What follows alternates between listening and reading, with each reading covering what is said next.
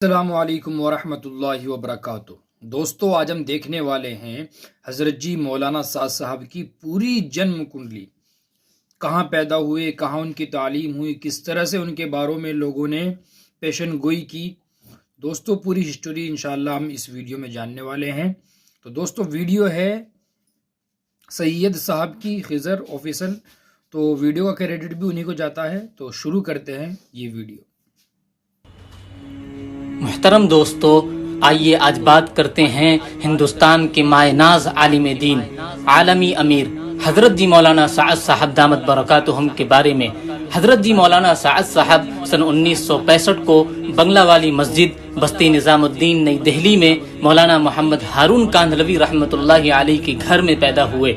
ان کی بسم اللہ سن 1392 ہجری میں والد مرحوم مولانا محمد ہارون رحمۃ اللہ علیہ نے اپنے آخری حج کے دوران حضرت مولانا سید ابو الحسن علی میاں ندوی رحمۃ اللہ علیہ سے ریاض الجنہ میں کروائی تھی۔ قربان جائیں اس مقام کے تقدس پر، اس معلم کی برگزیدگی پر اور اس نبی کے دامن پر جس کو تھامتے ہوئے انہی کے روضے کے سائے میں حضرت کی بسم اللہ ہوئی۔ محترم دوستو، یہ وہی مولانا سعد ہیں کہ جن کی پیدائش سے پہلے مولانا محمد یوسف کاندھلوی رحمۃ اللہ علیہ نے اپنے بیٹے مولانا محمد ہارون کاندھلوی رحمۃ اللہ علیہ سے فرمایا تھا کہ بیٹا غم مت کرو، میرا بدل آنے والا ہے۔ مولانا عبید اللہ بلیاوی رحمۃ اللہ علیہ نے مولانا سعد صاحب کے بچپن کے بارے میں فرمایا تھا کہ اگر کسی کو صحابہ کا بچہ دیکھنا ہے تو سعد کو دیکھ لو۔ مولانا اظہار الحسن صاحب کاندھلوی رحمۃ اللہ علیہ نے حضرت جی مولانا سعد صاحب کے بچپن میں فرمایا تھا کہ تبلیغ کا مجدد پیدا ہو گیا۔ اللہ اکبر!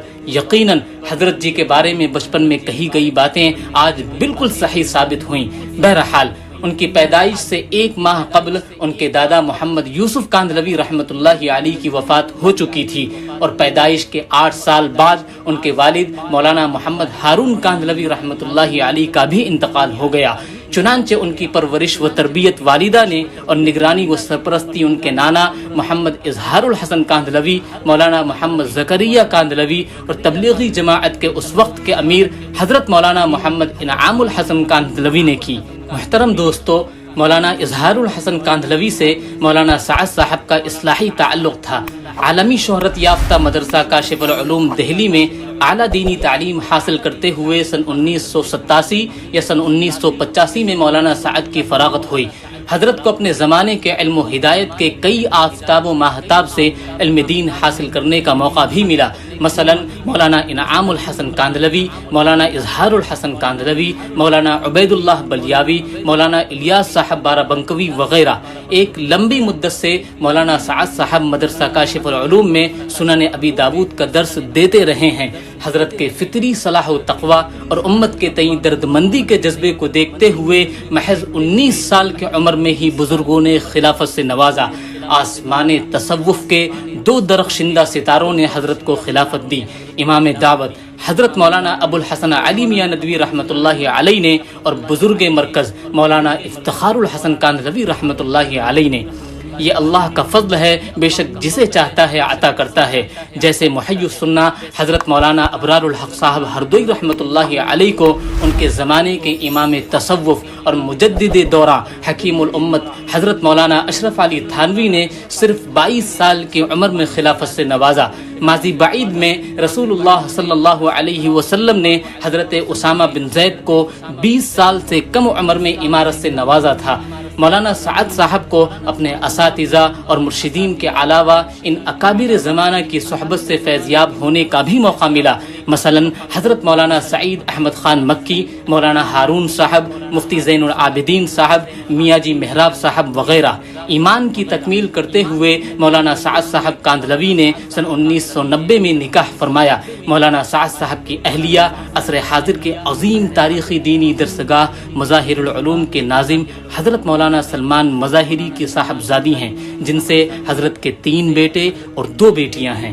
محترم دوستو، مولانا سعد صاحب بیک وقت دعوت، عبادت اور سنت تینوں کی پابندی میں مثالی مقام رکھتے ہیں۔ ان سب سے بڑھ کر مولانا سعد صاحب صبر و تحمل میں بھی زمانے کے لیے مینار نور ہیں۔ مخالفین نے ان کی شان میں کیا کیا گستاخیاں نہیں کی، مگر حضرت ہیں کہ خاموشی سے دعوت کا کام کیے جا رہے ہیں۔ حضرت کی مجلس میں نہ کبھی غیبت کو داخل ہونے کی اجازت ملتی ہے، نہ رب کے سوا کسی کے آگے حضرت کا ہاتھ پھیلتا ہے۔ حضرت کی انہی فطری صلاحیتوں کو وقت سے پہلے بھانپتے ہوئے امیر ثالث حضرت مولانا انعام الحسن کاندھلوی نے جماعت کے کام کو چلانے کے لیے جو 10 افراد کی شورا بنائی تھی، اس میں کم عمری کے باوجود مولانا سعد صاحب کو بھی شامل فرمایا۔ شورا کے زمانے میں حضرت جی مولانا سعد صاحب 12 فیصل بنے، اور اس وقت جبکہ شورا کے تمام اکابر اپنے اس اولو العزم ساتھی کو امت کی نگرانی و رہنمائی کے لیے تنہا چھوڑ کر اللہ کے راستے میں ہمیشہ کے سفر پر نکل پڑے، تب حضرت مولانا سعد صاحب نے عظیم ہمت و شجاعت کا مظاہرہ کرتے ہوئے کاندھے کو توڑنے والے، جسم کو لاغر اور کمزور کرنے والے اس کار عظیم کی ذمہ داری کے لیے اپنی ذات کو بحسن خوبی پیش کیا۔ اللہ آپ کے خیرات کو قبول فرمائے، حسنات کو جاری و ساری فرمائے۔ دعوت و تبلیغ کی لائن سے آپ نے جو خدمات پیش کی ہیں، یقیناً ان خدمات کو قیامت تک یاد رکھا جائے گا۔